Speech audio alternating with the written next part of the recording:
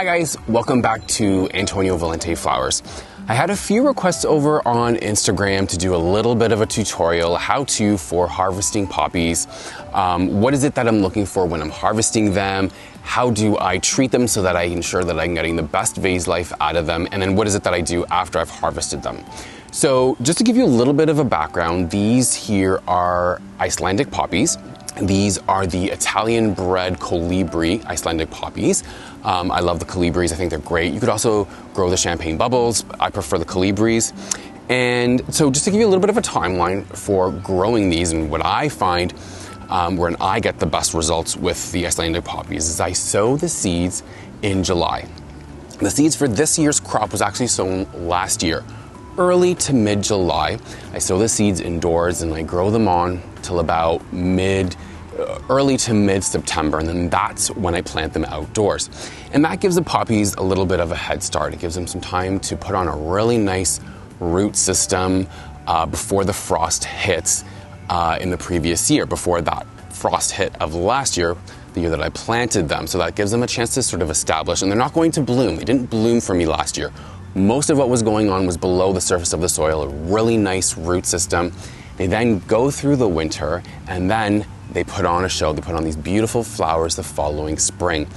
And I think that's really important. That's when I've got the best results, is when I plant my transplants out the year before, late in the season, and then they sort of overwinter.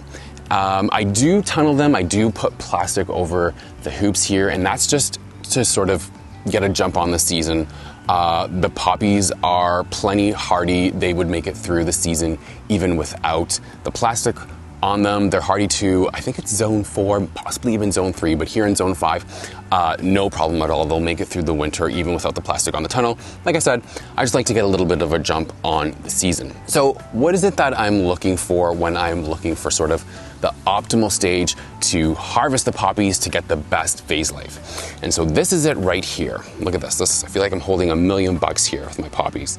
What we call this is the cracked bud stage. So the poppies have this sort of shell on them just before they sort of pop into bloom, just before they flower.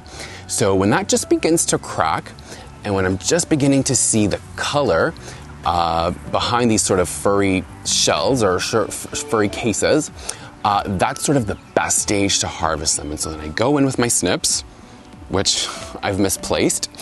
So I'm going to harvest them. Best time to harvest them is first thing in the morning or later in the evening. That's when the flowers are most well hydrated. And so then what I do is then I take the poppy stems and I sort of just line them all up at the bottom here.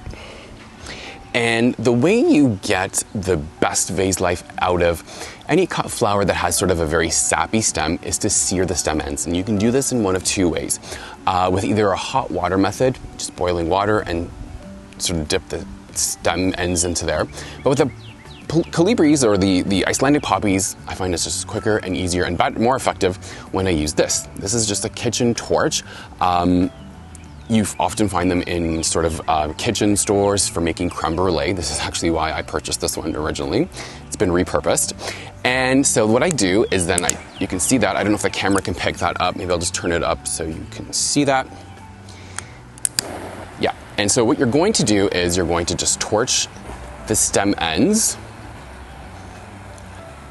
a little bit. And what you are looking for is just sort of like, I always say like sort of like a light char, maybe about 7 to 10 seconds. And that just then sears the stem ends, sears a step in the stem, and that's what will give you a longer vase life. These then go into a bucket of water and then into the cooler. And you can actually get a pretty good fridge or cooler life out of the poppies in this stage. I mean, I've had them in there for a week and then brought them out, and you know, by the next day the shells are popping off and they're going into bloom. All right guys, so that is Poppy Harvesting 101. I hope that was helpful. Please feel free to subscribe and like this video. See you guys.